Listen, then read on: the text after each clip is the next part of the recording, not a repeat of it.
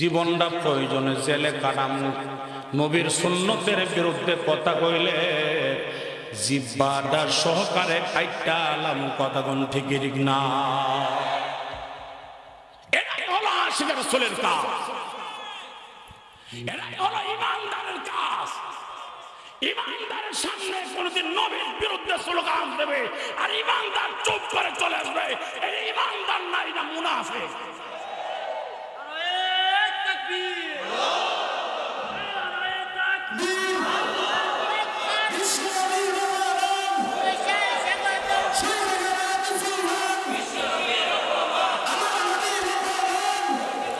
মুসলমান ভাইরা আমার,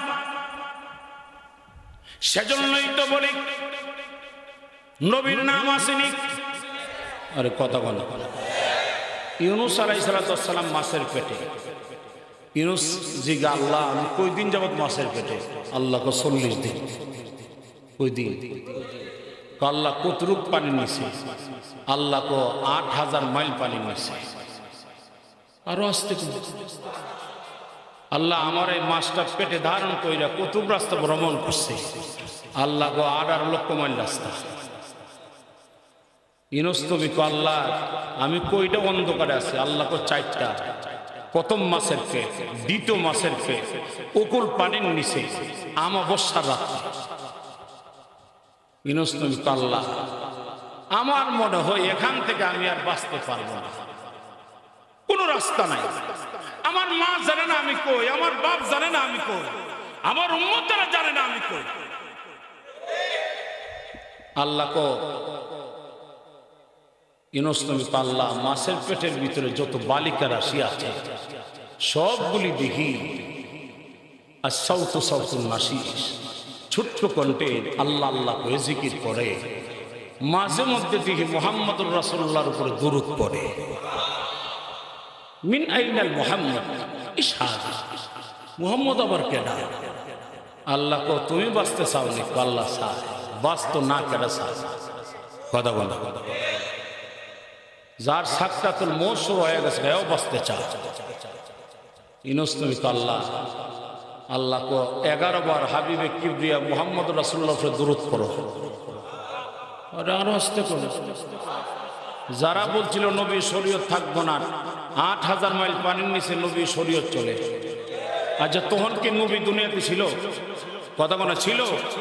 নবী দুনিয়া নাই, ইউনুস তুমি মাছের পেটের ভিতরে। নবী আসার হাজার হাজার বছর আগে আল্লাহ কো আমার হাবিবের উপরে 11 বার দুরূদ পড়ো।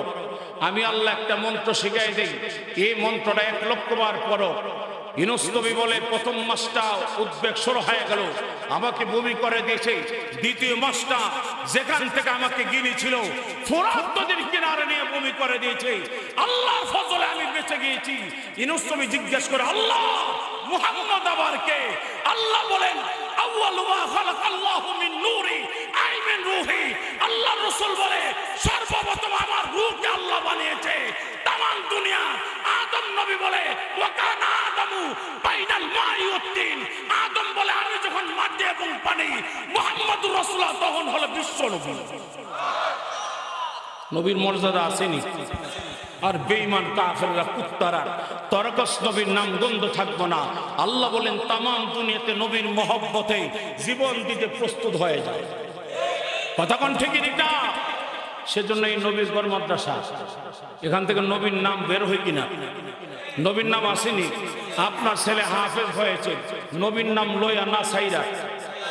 কথা কোন? হাফেজ মুশির রহমান সাহেব, উনি বড় আলেম হয়েছে, হাফেজ হয়েছে, নবীর নাম লয়া না সাইরা। আওয়াজ করে বলেন আপনি মাহফিলে আসছেন নবীর মহব্বতের না মহব্বত ছাড়া? হ্যাঁ, নবীর মহব্বতে যতক্ষণ থাকবেন নবীর আশকে ভালোবাসা নিয়ে থাকবেন। কথা বলেন ঠিকই ঠিক না? তার মানে বোঝা গেল আমার নবীর নাম আসেনি। এই জিরে কথা না বলে এটা ওই ফেসিস্টদের পক্ষে এটা উড়াই দেন। আর যদি এখানে বসে থাকতে হয় নবীর স্লোগান দিয়ে বসে থাকতে হবে। কথা বলেন ঠিকই ঠিক না? আমার নবীর অপমান এই দেশে কোনদিন মুসলমান সহ্য করতে পারে না। কথা বলেন ঠিক না? কিয়ামত পর্যন্ত আমার নবীর নাম থাকবে। আল্লাহ নিজেই তো বলেছেন, ইন্নাল্লাহা ওয়া মালাইকাতাহু ইউসাল্লুনা আলান নবী। আল্লাহ নিজেই বলেছেন, ওগো নবীজি, আমি আল্লাহ নিজে অসংখ্য গণিত ফেরেশতা সহ তোমার উপরে আমি আল্লাহ দরুদ পড়ি। হায় হায়, এখন বলে আল্লাহ দরুদ পড়ে। সুবহানাল্লাহ। কোরআনের আয়াত হুজুর আসেন, ইন্নাল্লাহা ওয়া মালাইকাতাহু ইউসাল্লুনা আলান নবী। আল্লাহ নিজেই বলেন, ও দুনিয়ার মানুষ, আমি আল্লাহ নিজেই অসংখ্য গণিত ফেরেশতা সহ হাবিবে কিবরিয়ার উপরে দরুদ পড়ি।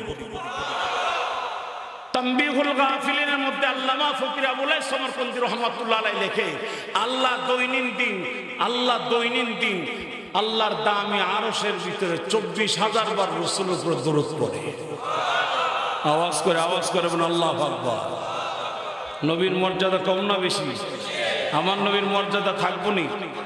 শুধু তাই না, আদম নবী বলেন, উনারে আল্লাহ তাআলা উনার ইন্তেকালের পর উনার শরীয়ত নাই। মূসা নবীর ইন্তেকালের পর উনার শরীয়ত নাই, কিতাব উলট হয়ে গেছে।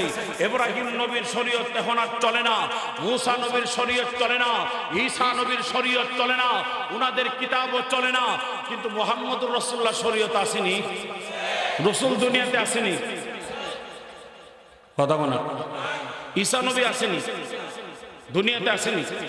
ঈসা নবী বাচ্চা আসেনি, কিন্তু শরীয়ত আসেনি। ঈসা নবীর শরীয়ত যদি কেউ মানে, সে ইমানদার না বেঈমান? জোরে কোন ইমানদার না বেঈমান?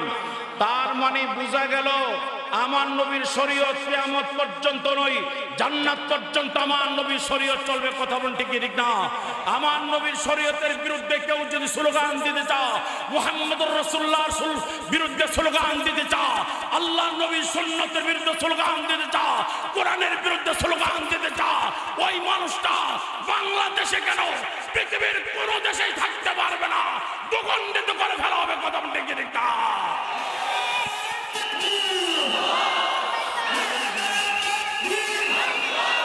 ভিতর নিয়ে যাও, নাস্তা খাওয়া।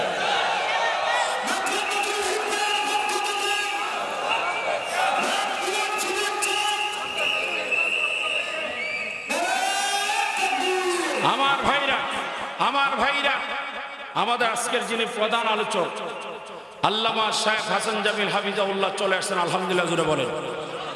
হুজুর ইনশাআল্লাহ নাস্তা খায়া চলে আসবেন আমাদের মাহফিলে। আমি এর আগে আপনাদেরকে নিয়ে একটু এই মাদ্রাসা বিষয়ে কিছু কথা বলবো, শুনবেন তো ইনশাআল্লাহ? কথা বলেন, শুনবেন তো ইনশাআল্লাহ? তো সেই জন্যে নবীর নাম আসেনি। আর আপনারা আমার দিকে তাকান, হুজুর আইলে তো দেখবেন। ওই নবীর নাম আসেনি, নবীর নাম থাকবো নি। নারী বাংলাদেশে আছে না, পৃথিবীর সব জায়গায় আছে। যেরকম পৃথিবীর সব জায়গায় আসেনি। সেজন্য আমার ভাইরা, নবীর নাম কিয়ামত পর্যন্ত থাকবে। শুধু কিয়ামত পর্যন্ত না, জান্নাত পর্যন্ত আমার নবীর শরীয়ত চলবে। কথা বলেন ঠিক না? সেজন্য এই নবীর ঘর মাদ্রাসার কুতুব বের হয়, শাইখে চরমনাই বের হয়, এখান থেকে আল্লাহওয়ালারা বের হয়, এখান থেকে চোর চোরটা লুচ্চা বদমাশ বের হয় না। কথা বলেন ঠিক না? সেজন্য মুসলমান, আল্লাহ রাব্বুল আলামিন বলেন, ওগো নবীজি, নবী গো, যারা কোরআনের সাথে সম্পর্ক রাখবে, কোরআনের সাথে, কোরআনের আলেমের সাথে সম্পর্ক রাখবে, আমি আল্লাহ রাব্বুল আলামিন ওই মানুষগুলিদেরকে এই দুনিয়া 10টা দুনিয়ার সমান একটা জান্নাতের মালিক বানায় দেব। মুসলমান ভাইরা আমার, সেজন্যই তো আল্লাহ রাব্বুল আলামিন বলেন, মক্কার বেঈমান কাফেরগুলি ওই মক্কা নগরীতে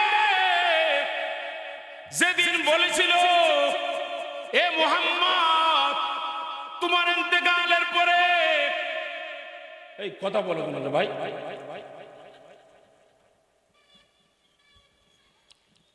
তোমার ইন্তেকালের পরে এই নাম গন্ধ থাকবে না। আল্লাহর নবীর 3টা ছেলে সন্তান জন্ম হয়েছিল, 2টা অকালে মারা গিয়েছে। ইব্রাহিম 6 বছর 7 মাস 13 দিনে ইন্তেকাল করেছে।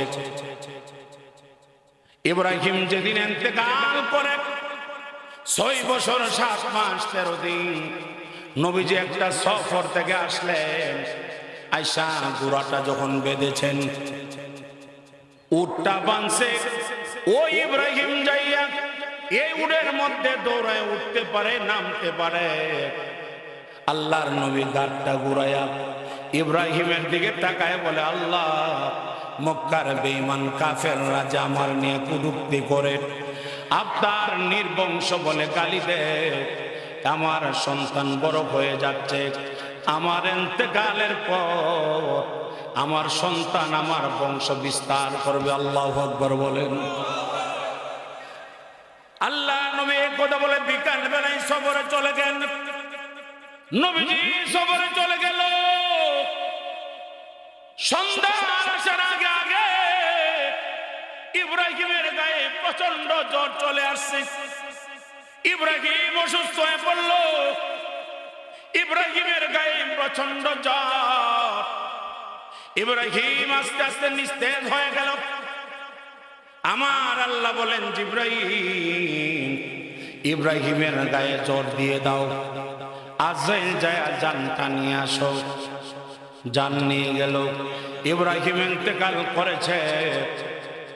আবু তাহের আবু তৈয়ব ইন্তেকাল করেছে। নবীজির কাছে সংবাদ গেল, ইয়া রাসূলুল্লাহ, ইয়া হাবিবাল্লাহ, আপনার সন্তান ইব্রাহিম বিদায় হয়ে গেছে, আপনার সন্তান ইব্রাহিম আর দুনিয়া নাই। নবীজি সফর থেকে শর্ট করে চলে আসলেন।